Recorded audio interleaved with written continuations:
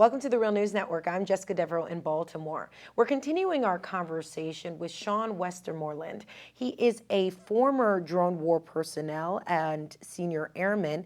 He was in the United States Air Force from 2006 to 2010, and his unit assisted in 2,400 close air support missions and 200 plus enemy kills. However, the United Nations Assistance Mission in Afghanistan says that number included around 359 civilian deaths. Cian was a part of one of four former Air Force drone war personnel that went public and wrote a letter to President Obama. Thank you so much for joining us again, Cian. Thanks.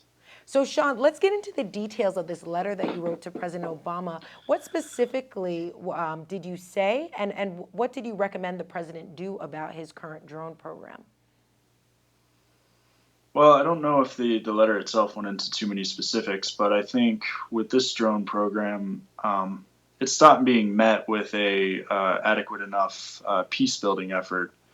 Um, we, while we're waging war on these people, you know, with the instance of Iraq and the bombing of the sewage systems and the water systems, people went without, adequate utilities for a while.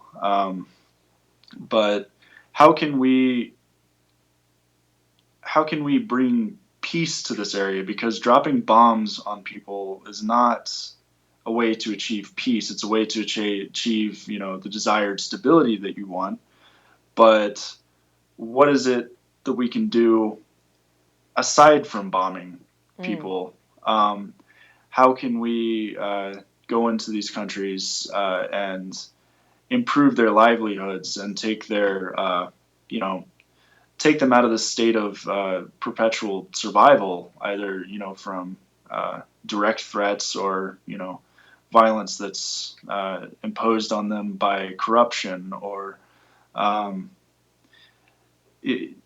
the food system, like in Egypt, one of the primary drivers behind the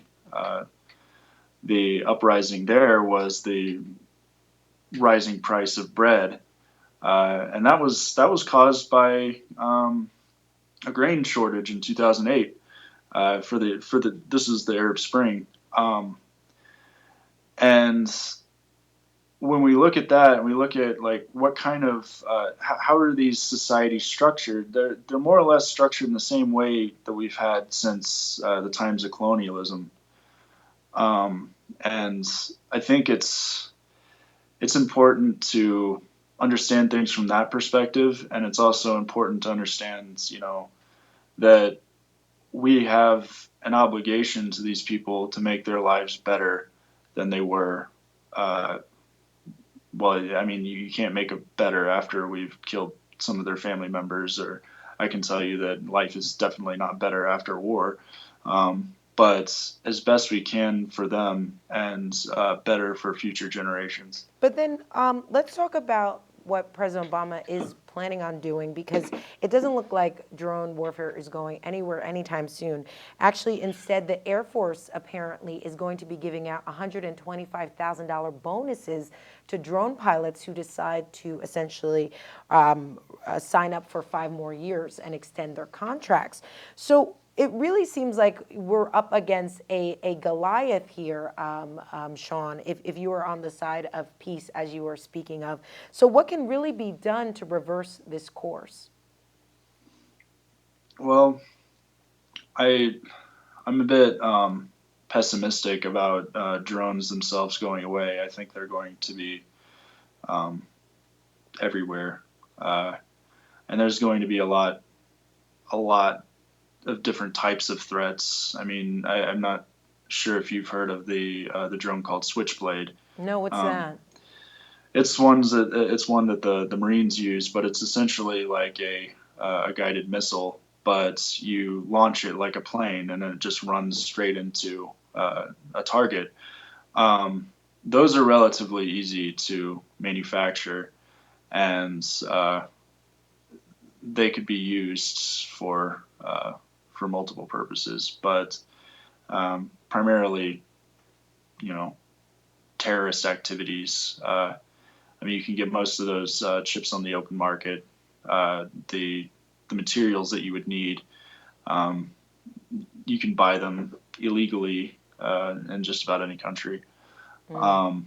So non-traceable, you know, uh, drones are just robotic weapons systems, and this is in the next 5 to 10 years.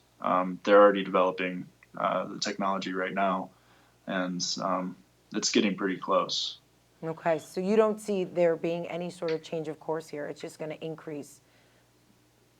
No, you, it's going to increase, and there's going to be a lot of questions about how these things are being used. I'm saying we need to start thinking about this now instead of in 10 years, and figure out how do we maintain democracies? How do we maintain, you know, people's individual sovereignty when we have constant surveillance, when we have, the ability to target any person on Earth for anything? I mean, we might not have uh, a socially progressive president, in the future. What will a drone program look like under them? Um, and I think these are questions that the U.S. public needs to make, and they're not. They need to ask these questions, and they also need to just reevaluate, the things that go into their everyday life. I mean, they think these conflicts are so far away, but we're fighting wars for influence over areas with large amounts of resources. Um, I think we need to see how much of those resources we're using in our own lives, where things are coming from, and try and make those supply chains more ethical overall. Okay. All right, Cian Westmoreland, thank you so much for joining us. Thank you for having me. And thank you for joining us on the Real News Network.